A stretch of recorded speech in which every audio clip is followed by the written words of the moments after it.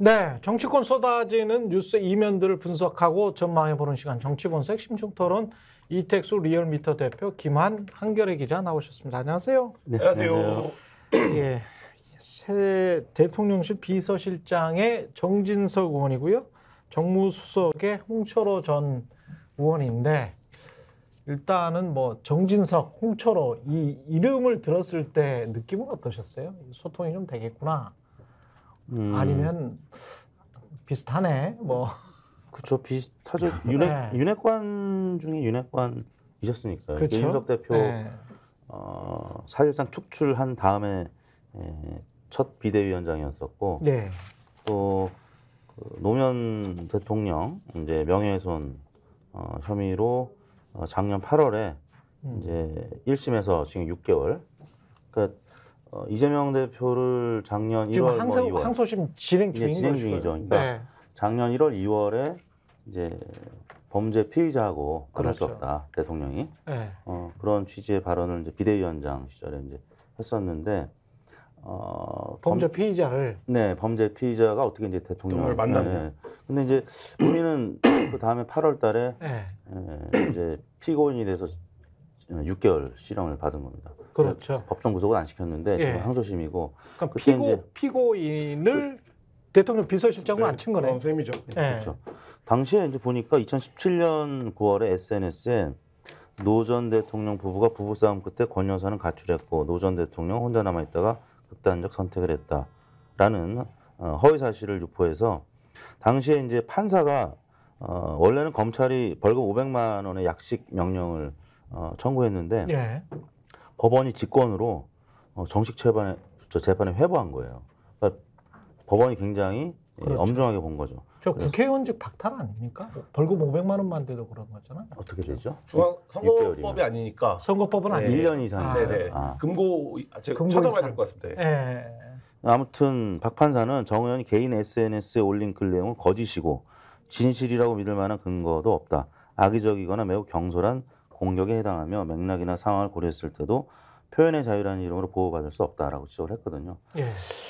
이제 이런 정진석 의원을 정무수석에 비서실장에 이제 임명을 한 거는 글쎄요. 이제 앞으로 굉장히 험난한 정무가 될 것 같다라는 전망이 나오는데 물론 또 정진석 비서실장이 굉장히 그 민첩한 분입니다. 예전에 이제 제가 기억나는 장면은 JP에 이제 자기가 후광을 얻어서 차기 충청권의 대선 주자가 되겠다라는 어떤 큰 욕망이 있었어요. 그래서 이제 돌아가셨지만 이완구 전 국무총리하고 뭐 JP를 모실 때나 뭐 행사에서 이제 그 JP의 부인 되시는 박용옥 여사 별세했을 때도 이 JP가 휠체어 나중에 타고 다니지 않았습니까? 근데 서로 휠체어로 밀려고 막 이완구 전 총리하고 막 몸싸움도 하고 막 그랬다고 해요. 예. 그 정도. 그리고 이제 국회 사무총장 때는 박근혜 대통령 이제 국회로 올 때 윤상현 의원이 이제 누님을 영접하러 가는데 예. 이거 기억나시죠? 이렇게 그렇죠. 제꼈던 거. 그렇죠.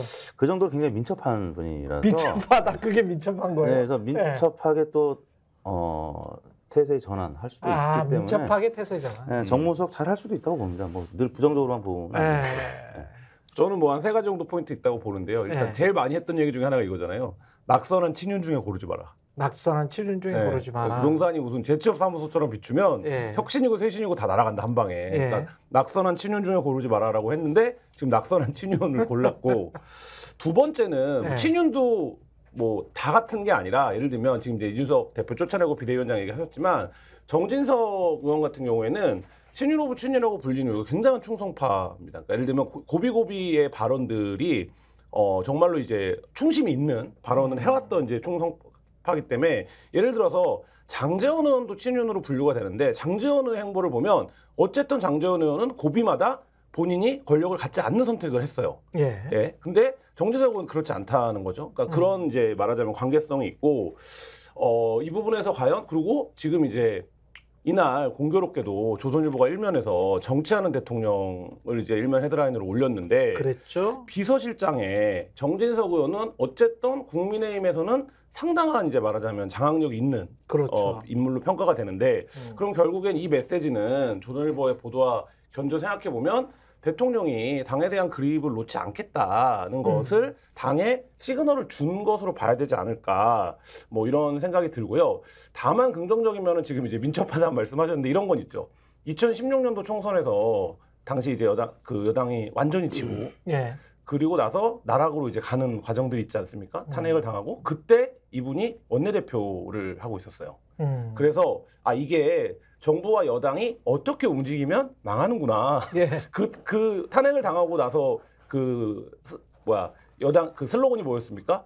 우리가 망했다라는 거였잖아요. 그렇죠. 그런 취지의 그 슬로건을 걸기도 했었는데 그래서 그 과정을 목격했던 어떤 정치적 경험이 있기 때문에 지금도 사실 뭐 지지율이라든지 여러 가지가 상당히 유사한 국면으로 흘러가고 있는 여당이 굉장히 어려운 국면이기 때문에 정부 여당이 뭐 그런 면에서의 경험 이런 것들은 좀 뭐 평가해 줄 만한 대목이 있지 않을까라는 생각도 듭니다. 태세 전환에 민첩하다 그런 말씀을 하셨습니다만은 생각 자체가 근본적으로 상당히 좀 우파 중에서도 조금 좀 많이 우파가 아닌가 그런 생각이 드는 게 과거에 했던 말들을 하나하나씩 지금 좀 꼽아볼까요? 정진석 의원 같은 경우는 좀 문제 있는 말들을 많이 했죠. 지금 말씀하신 저 말은 뭐 명예훼손으로 허위사실 유포 명예훼손으로 명백하게 지금 1심에서 판결이 난 거고요. 그 다음에 한번 보십시오. 네. 조선은 왜 망했을까? 일본군의 침략으로 망한 걸까? 조선은 안에서 썩어 문드러졌고 그래서 망했다. 일본은 조선 왕조와 전쟁을 한 적이 없다. 이걸 지금의 양상으로 한번 바꿔볼까요? 정진석 의원님한테 제가 한번 말씀드리면 윤석열 정부는 왜 망했을까? 야권의 침략으로 망한 걸까? 그렇지 않습니다. 썩어 문드러졌기 때문에 망한 걸까? 망했다. 이렇게 또 말할 수 있는 겁니다. 다시 한번 보여주세요. 다시 한번 보여주세요. 예.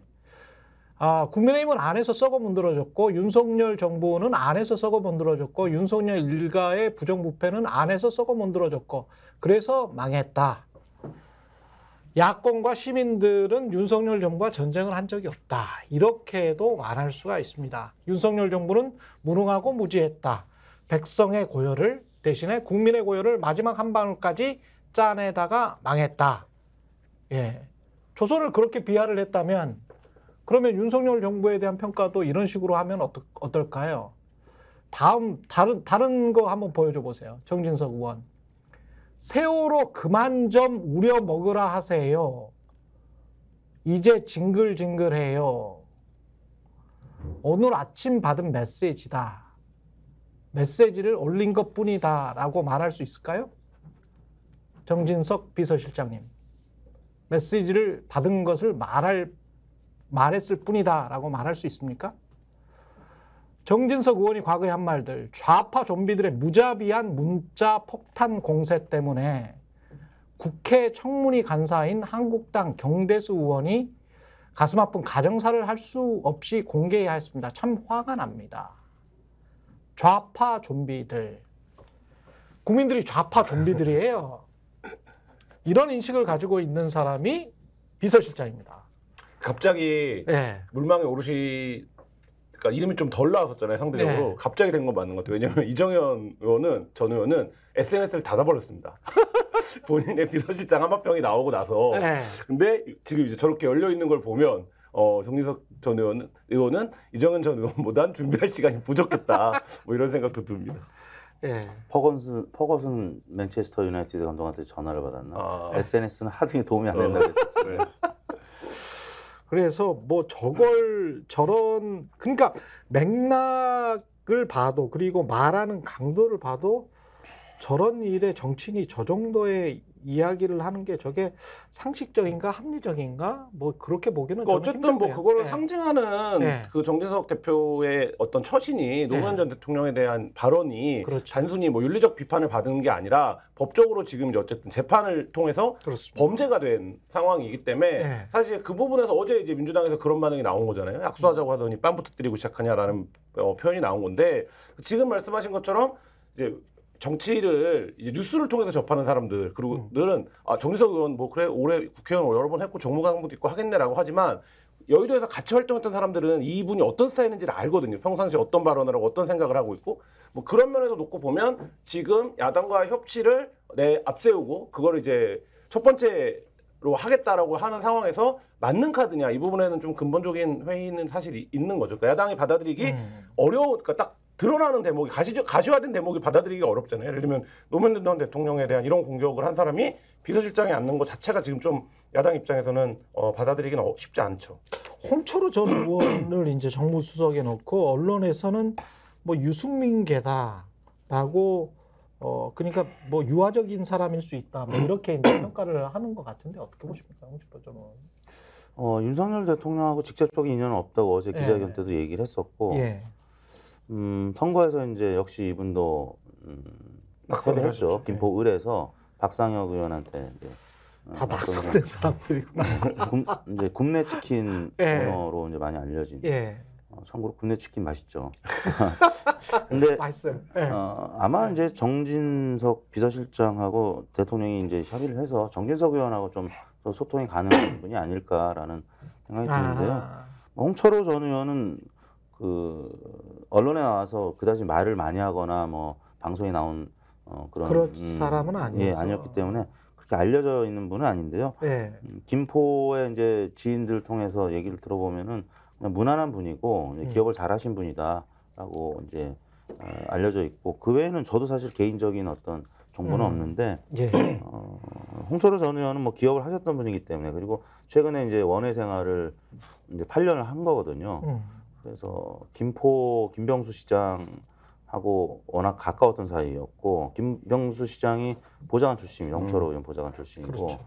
그래서 이제 목련꽃이 필 때쯤이면은 서울이 이제 될 뻔한 김포시장하고 워낙 가까웠다가 최근에는 이제 원외 생활하면서 이제 야인 생활을 하면서 조금 바깥에서 객관적으로 보는 시각을 얻었다, 이런 얘기는 들었습니다. 그래서 홍철호 정무수석은 국회 경험도 있고 하기 때문에 예.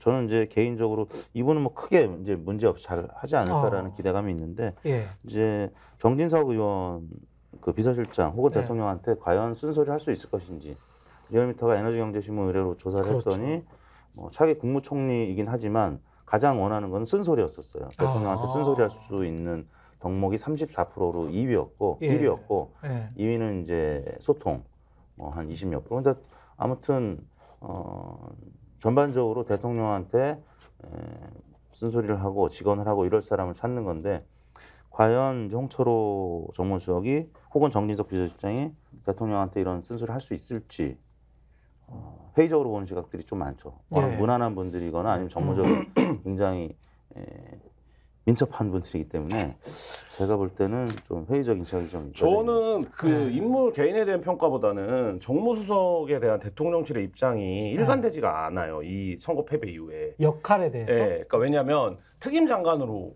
하겠다라고 예. 해서 굉장히 비중 있는 인사를 정무수석에 두고, 그 얘기는 뭡니까? 대통령이 그동안 정치적인 소통을 잘 못 해왔는데 그 부분을 대리할 수 있는, 우리가 이제 정치권 용어로 말하면 복심이라든지, 그래서 권한과 힘을 좀 실어서 정무수석을 통해서 여의도랑 좀 소통을 해볼게. 여기서 여의도는 야당을 말하는 거죠. 뭐 여당과 소통을 하기 위해서 비중 있는 정무수석이 필요한 건 아니었으니까. 근데 대통령 용산이 총선 패배 이후에 계속 그런 기조였어요. 대통령실 관계자들이. 근데 이름이 나왔어요. 홍철호 전 의원이다. 근데 지금 이택수 대표님도 그렇고 저도 잘 몰라요. 이분을. 그러면 예. 그리고 대통령이 어제 나와서 설명하는 장면이 생중계가 됐는데, 대통령도 3인칭 화법으로 얘기해요. 그러니까 대통령도 홍철호 전 의원을 잘 모르는 것 같아요. 어제 그 방송만 놓고 보면. 예. 그러면 그동안 앞서 대통령실에 언론과 접촉을 하는 공식 라인들이 정무수석을 뭐 장관으로 지금 할까? 권한을 좀 힘을 실어줄 거야 라는 컨셉으로 얘기를 해왔는데 이게 그거에 맞는 건가?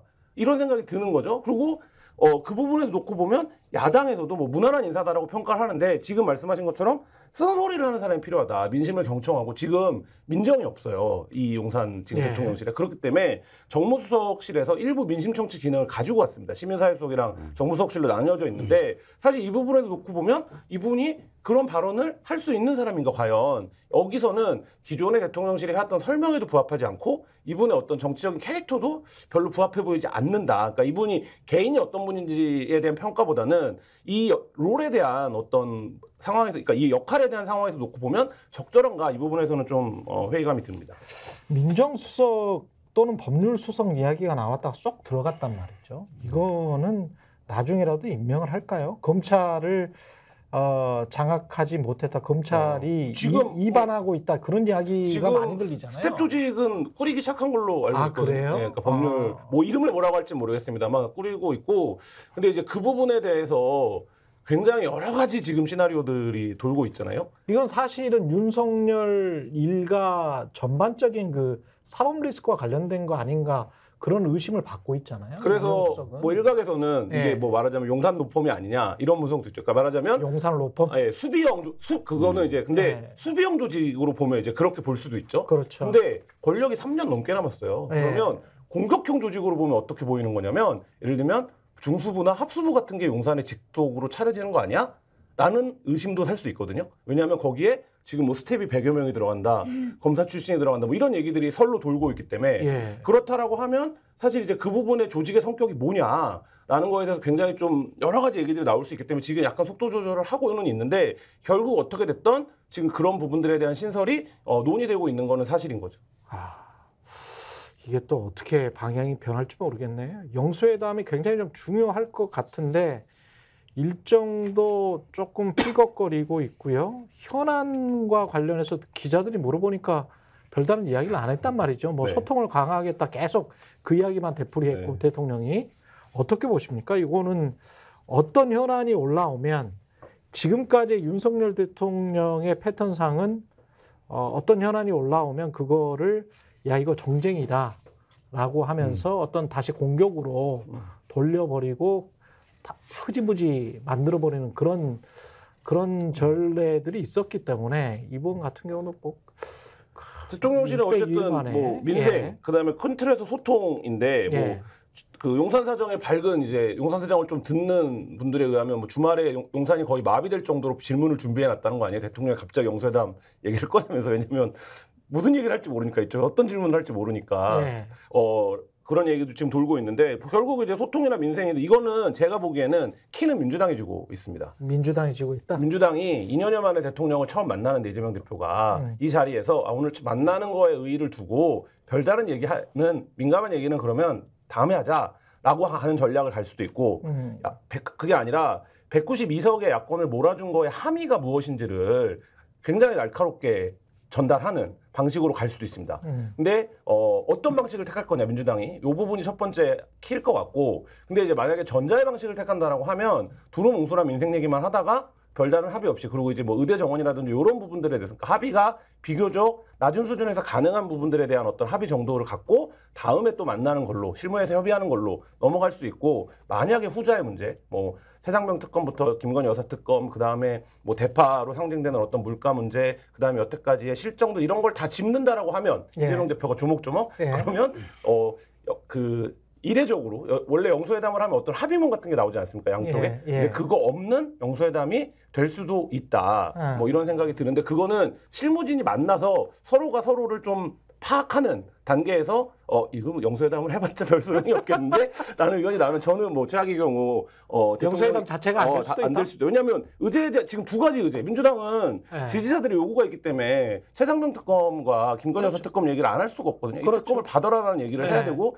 지금 조국 혁신당이 또 외부에서 그걸 굉장히 세게 견인해가고 있지 않습니까? 예. 거부권 행사했던 8개 법안도 다 받으라는 것까지 지금 1번 요구를 걸고 있는데, 근데 이 두 가지 특검에 대해서 대통령실이 뭐 요지부동이잖아요. 그럼 그렇다라고 하면 민주당 입장에서는 의제 합의 자체가 안 되는 상황이고, 이 얘기를 못하는 영수회담을 했을 때 민주당에 돌아올 후폭풍도 있거든요. 그러니까 사실 이제 그런 부분을 감안하면 어느 정도 수용이 되어야 되는 건데, 제가 보기에 대통령실이 그 두 가지를 수용할 수 있겠는가, 그 부분에서는 좀 그 테이블을 열어봐야 알 수 있지 않을까. 그리고 사람을 바꾸고 무슨 대통령이 내려와서 소개를 하고 이게 쇄신이 아니라 예. 이 의제 합의를 어떻게 하느냐가 사실 출발점이거든요. 예. 근데 여기서 만약에 대통령실이 기존의 입장과 다르지 않다, 못 움직이겠다라고 하면 민주당 입장에서는 대화 공간에 들어갈 사실 명분을 찾기가 쉽지 않은 상황이 올 수도 있습니다. 이번 영수회담에 이제 뭐 긍정적일 수 있는 의제는 그 의대 정원 확대 문제고요.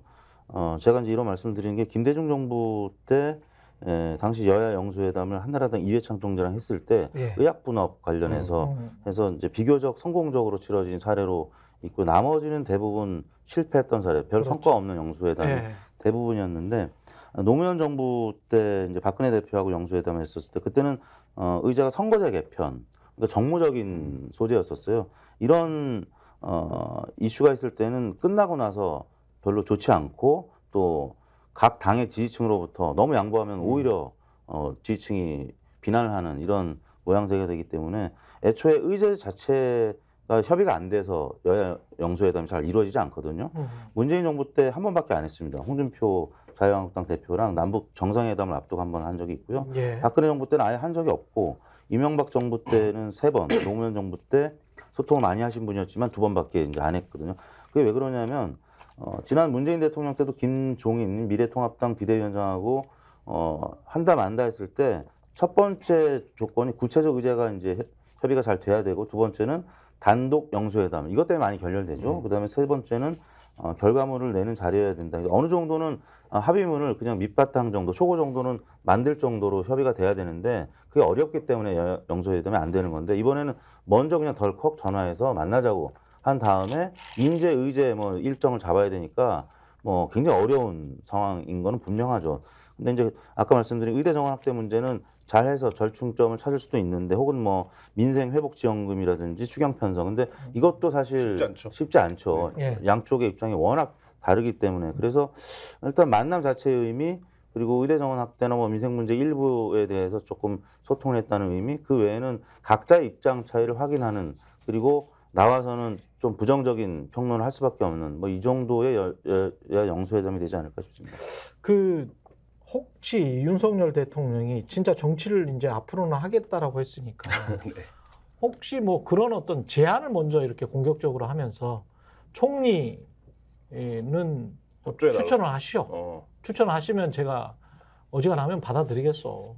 알지? 그러실 것 같으세요? 아니 혹시나 상상을 해보는 거예요. 정치적인 네. 정치를 하신다 그랬으니까 네. 정치는 상상력이잖아요. 그러니까 총리랄지 뭐 기재부 장관까지는 아니겠지만 뭐 이렇게 노동부 장관이랄지 주요 인사들에 관해서는 야당이 좀 한 4자리 정도는 줄 테니까 한번 해봐라.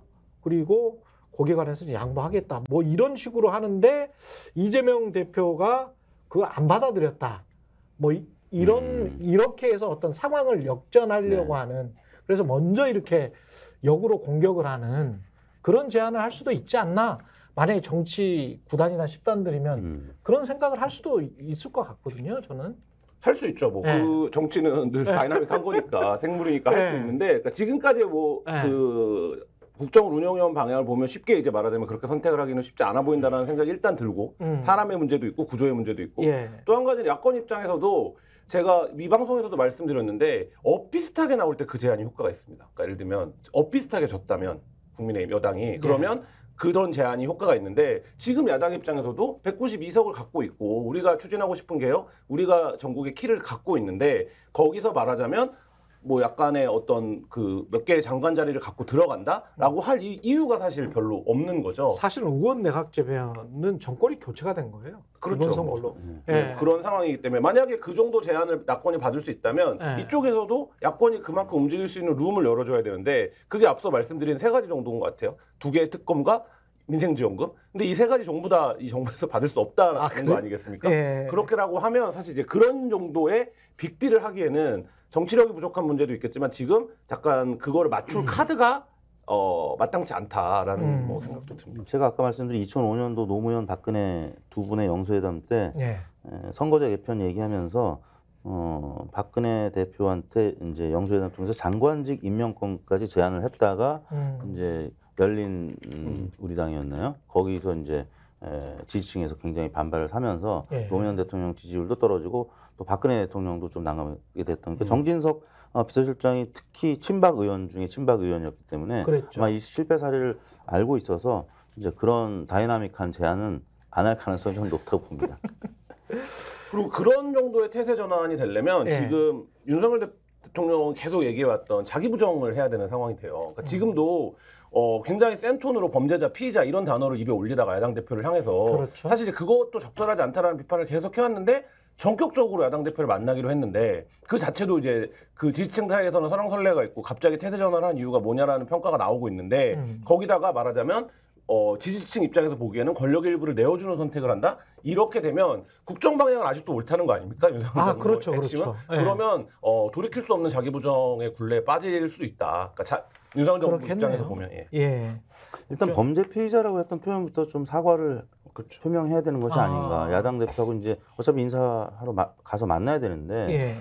그거는 아무튼 잘못된 표현이었다고 사과하고 예. 물론 이제 아까 말씀드린 그 2심 재판이 남아 있어서 노무현 대통령에 대한 명예훼손 예. 부분과 관련해서 항소심이 남아 있기 때문에 갑작스러운 어떤 태세 전환이 쉽지는 않겠죠. 근데 이재명 대표에 대한 이 표현은 일단 정국을 풀어가려면 진심 어린 사과를 당사자 그리고 또 국민들 앞에서 좀 공개적으로 해야 되지 않을까. 네, 듣고 있지만 다 쉽지가 않습니다. 네. 그러네요. 생각을 해보니까 다 쉽지가 않네. 그 오늘 중앙일보 어제죠. 중앙일보 발로 여론조사가 나왔는데 여론조사로 대집법원 총선 결과 분석. 그러니까 총선 뚜껑을 열어보니까 민심의 이면은 이렇더라. 네. 이게 상당히 이제 좀 그 좋은 기사죠. 네. 예. 그 관련해서 이렇게 쭉 한번 설명을 해주시면 중요한 포인트들이 몇 가지가 있는 것 같습니다. 예. 일단 첫 번째로 유권자들은 지역구 후보 선택 기준으로 소속 정당을 가장 중요하게 고려하고 있다. 예. 40.8%가 나왔는데요. 소속 정당이 중요하다 역시. 네. 이 부분은 의미가 있습니다. 왜냐하면 그 동안에는 많은 여론조사 결과들이 그 바람직성 이제 효과라고 해가지고요. 그렇죠. 소속 정당이라고 생각하지만 보통 여론조사 하면 한 4위, 5위로 뒤쳐져 있었어요. 그리고 정책 공약이 1위로 나왔었는데 예. 솔직한 답변을 한 겁니다. 이번 조사는 모바일 웹 조사로 했어요. 그래서 전화 면접 조사가 아니라 본인이 직접 화면을 터치하면서 그러니까 이제 비밀 투표 방식으로 했기 때문에 그렇군요. 솔직한 답변이 나온 게 아닌가 싶습니다. 예. 그리고 후보의 능력 사실 이대로 투표를 했다고 보여지고요. 예. 또 비례대표 정당 결정의 가장 중요한 고려 이제 사항이 정당의 공약, 정당의 도덕성. 이제 도덕성은 아마 국민의 미래에서 이제 응답을 많이 했었을 것 같고 예. 나머지 더불어민주연합이라든지 조국혁신당 쪽에서는 공약. 왜냐하면 정권심판론이 워낙 강세를 보였었기 때문에 그다음에 선호하는 지역구 후보의 이제 소속 정당 여부, 정당의 비례대표 후보들 이런 순으로 두 번째 문항은 좀 오차범위 내에서 좀 박빙으로 나온 것 같습니다. 우리 마음을 좀 읽을 수 있는 것 같습니다. 네. 예. 그리고 다른 것도 있는데 윤석열 대통령 투표층 이탈 원인으로 네. 대통령 태도가 문제다. 네. 일방적으로 자신의 의견만을 말한다. 네. 이게 56%가 넘는군요. 네. 자신의 실수를 인정하지 않는다. 이제 모든 국민들이 알게 된 사실이죠. 이제 네, 처음엔 잘 몰라서 예. 기대하고 투표하신 분들이 많았는데 그래서 지난번 대선에 윤석열 대통령에게 투표한 유권자 10명 중 1명이 이번 지역구 선거에서 더불어민주당 소속 후보를 찍었다고 답했는데 예. 저는 이제 1명보다 한 2명 정도는 충분히 될 것 같습니다. 왜냐하면 윤석열 대통령을 찍었던 분들이 여론조사에 지금 응답을 잘 안 하거든요. 그렇죠. 왜 선거 패배하면 원래 패배한 정당의 유권자들, 지지자들은 여론조사에 응답률이 확연히 떨어집니다. 그래서 예. 제가 볼 때는 조금 더 있을 것 같고요.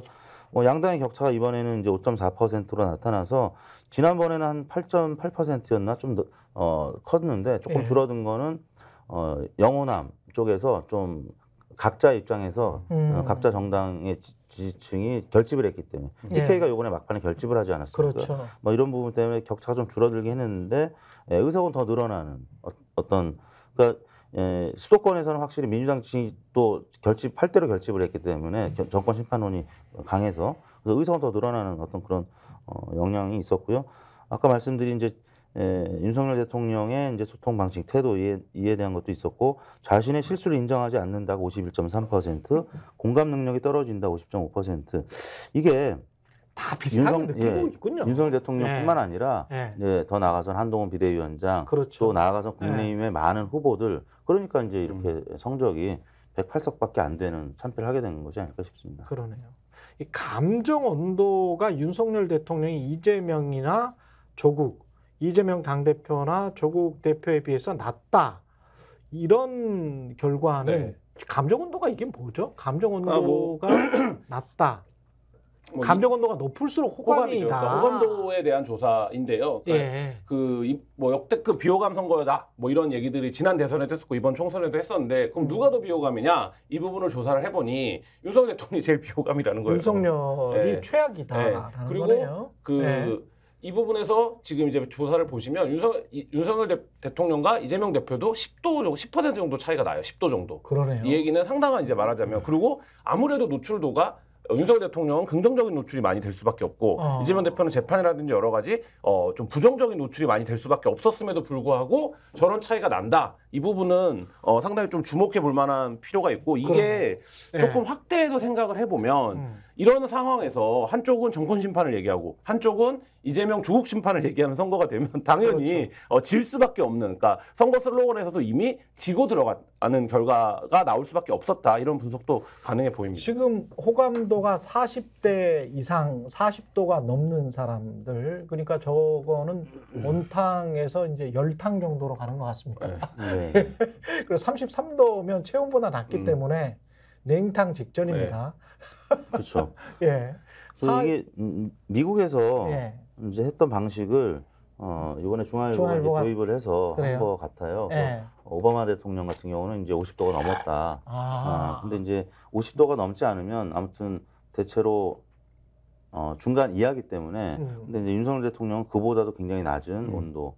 그러니까 이제 국민들 입장에서는 굉장히 좀 추운 상태죠. 그렇죠. 그래서 반면에 이제 조국 대표에 대한 뭐 감정 온도는 더불어민주당 지지층이나 조국 혁신당 지지층에서 50도가 넘거나 70도가 넘거나 뭐 이렇게 지금 나오고 있고요. 그래서 물론 이제 다른 정당 지지층에서는 이제 낮은 온도를 기록하고 있습니다만 아무튼 대통령은 사실 뭐 여야를 물어나고 국민들한테 좀 존중을 받고 또 사랑을 받아야 되는 그렇죠. 위치인데 지금 양측 그러니까 국민의힘 지지층에서조차도 지금 지지를 많이 이제 철회 이제 받고 있는 아까 말씀드린 지난번 대선에서 찍었던 분들도 막 이탈하고 있는 과정이기 때문에 이런 부분을 중앙일보가 이제 잘 시도한 것 같습니다. 그래서 일반 지지도하고는 좀 다른데 그렇죠. 0부터 100까지 해가지고 측정하는 거라서 사실 우리가 이제 대통령 지지도도 매우 잘못한다가 이제 매우 높다고 말씀드렸잖아요. 그렇죠. 이제 한 60% 정도 되는 거에서 거의 대부분이 매우 잘못한다라는 건데 지금 긍정적인 평가는 또 매우 잘한다는 분들이 한 10% 15%밖에 안 되거든요. 그렇군요. 그러다 보니까 이제 온도가 지금 전체적으로 100점 만점으로 보면 한 30점 정도밖에 안 되는 그런 수준이라고 봐야 되겠죠. 아까 다시 한 번만 보여주실래요? 한동훈까지 포함된 사람들 쭉 연결돼 있는 거 있잖아요. 33도로 나온 거, 그렇죠? 윤석열 33도로 나왔는데 한동훈이 42도란 말이죠. 그러면 한동훈 입장에서는 지금 이른바 여권 이준석까지 만약에 포함한다면 이준석은 39도고 본인만 40도가 넘었어. 거의 이재명에 근접해. 그리고 윤석열은 33밖에 안 돼. 그렇다면 본인이 뭔가 정치적으로 재개하고 복귀해서 당을 장악할 해서 차세대 어떤 당권 주자, 대권 주자가 될 수 있는 건 아닌가 그런 생각을 할 것 같은데요. 어떻게 보십니까? 그럼요. 방금 온도에서도 나타났고 이제 조원 CNI가 스트레이트 뉴스 이래로 이제 조사한 결과에 따르면 이번 패배에도 불구하고 대선 그러니까 총선 이틀 후부터 조사한 건데 한동훈 전 비대위원장이 23.9%로 2위가 됐고요. 다른 보수 진영의 후보들보다는 월등히 앞서는. 월등히 앞서네요. 그러니까 생각보다는 아직도 국민의힘 지지층에서는 기대감이 있는 거예요. 그렇군요. 그 부분이 한동훈 지금 뭐 전 비대위원장의 가장 큰 자산이죠. 이번 자산이죠. 선거에서 자리매김을 했다라는 부분이 어쨌든 보수의 유력한 차기주자로 입지를 굳혔다라는 부분이 있고 이건 이제 말하자면 국민의힘 내부에서 극복해내지 않으면, 그러니까 예를 들면 주자가 나오지 않으면 한동훈 전 비대위원장의 시간이 다시 올 수밖에 없는 지금 여론조사의 분포를 갖고 있는 것 같고 대통령이 가만둘까요, 근데? 그 부분이죠. 그러니까 예를 들면 지금 뭐 윤한 갈등의 3차전이다 이런 얘기 하는데 흔한 얘기로 그런 얘기 하지 않습니까? 되게 하기는 힘들어도 안 되게는 할 수 있다. 그렇지. 그건 이 얘기는 1년 전에도 하는 얘기예요. 그러니까 정권이 1년밖에 안 남아도. 근데 지금 3년이 남아있거든요. 그렇죠. 그러니까 사실 이 부분이 중요한 포인트고 또 한 가지는 국민의힘 내부 지지층의 정서예요. 그러니까 예를 들면 국민의힘에서 지금은 아직 선거 많이 남았고 대선이 하니까 한동훈이 제일 유력해 보여라고 하지만 시간이 뒤로 갈수록 예를 들면 한동훈과 지금 대통령 관계, 한동훈과 국민의 원래 힘의 관계. 그러니까 홍준표 시장이 지금 그 지점을 공략하고 있는 거 아닙니까? 원래 배신자였다라는 얘기를 하고 있는 게 우리를 망하게 했던 사람이다라는 얘기를 하고 있는 게 그 얘기를 하고 있는 거기 때문에 사실 그거를 결국엔 어떻게 내부를 극복해낼 거냐 이 부분도 이제 과제라고 볼 수는 있죠. 홍준표 시장만 지금 공격을 하고 있는데 이제 잠재적인 대권 주자들 지금은 입을 닫고 있지만 안철수. 예를 들면 안철수, 나경원, 그다음에 나가서 오세훈 서울시장. 그렇죠. 그래서 이분들의 이제 협공을 받게 되면 아마 지금보단 지지율이 더 빠질 가능성이 있고 뭐 이미 지금 홍준표 시장을 대통령이 만난 다음에 이제 오찬 회동이 지금 사실상 한동훈 비대위원장이 거부로 결렬된 그렇죠. 건데 뭐 그런 과정에서 오히려 지지율이 조금 더 나온 측면도 있다고 봅니다. 윤석열 대통령이 조금 비토하고 홍준표 시장이 워낙 많이 때려서 때리니까. 가만히 있는데도 지금 언론 보도가 굉장히 급증했기 때문에 그렇군요. 어떤 단기적인 효과는 있었다고 보는데 문제는 대통령도 계속 거부하거나 아니면 잠재적 경쟁자들이 홍준표 시장 외에도 계속 공격을 하게 되면 가랑비에 옷 젖는다고 한동훈 비대위원장의 어떤 포장된 여러 것들이 좀 날아갈 가능성이 있죠. 그렇죠. 그러면서 지지율이 좀 빠질 가능성이 올라갈 가능성보다는 더 높아 보입니다. 공학적으로 보면 이번 선거를 통해서 한동훈이라고 하는 카드가 중도를 유인하는 데 별로 큰 효과가 없다라는 게 드러났고 본인이 여러 다른 워딩들에서 사실 그 지점들에서 별로 이렇게 신통치가 않다라는 것들이 하나 입증된 측면이 있고 그게 이제 결국에는 서울 수도권은 그렇다고 치더라도 충청권 선거에서 지는 상황이 나왔기 때문에 그러네요. 사실 이제 그 부분에서 한동훈 장이 정교해져서 돌아오겠다고 하는데 그 부분을 보완할 수 있느냐 이것도 사실 관건입니다. 그러니까 이제 착시 현상이 좀 있을 수가 있어요. 103석에서 108석이 됐기 때문에 우리가 조금 발전했다. 그 다음에 이제 득표율도 아까 말씀드린 대로 뭐 8%포인트 격차에서 지역구 의석이 한 5% 이러면 한동훈 비대위원장 잘 싸운 거 아니냐. 이런 부분 때문에 한동훈 비대위원장을 옹립하려고 하는 세력들이 있는데 제가 볼 때는 민주당 입장에서는 한동훈 비대위원장이 다시 등장하면 훨씬 더 수월한 싸움을 할 수 그럴 있는 수 있지. 그거를 국민의힘의 지지층들은 좀 고려를 해야 되지 않을까라는 생각을 해봅니다. 압구정 키즈의 이미지가 아직까지 많이 남아있고 네. 국민의힘에서 세를 확보하지 못한 것 같고 그런 것도 있는 것 같습니다. 정치본색 심층토론 이택수 리얼미터 대표 김한 한겨레 기자였습니다. 고맙습니다. 네, 감사합니다. TV의 정치권색. 다시 제가 말씀드리죠. 예. 구독, 좋아요, 사랑입니다.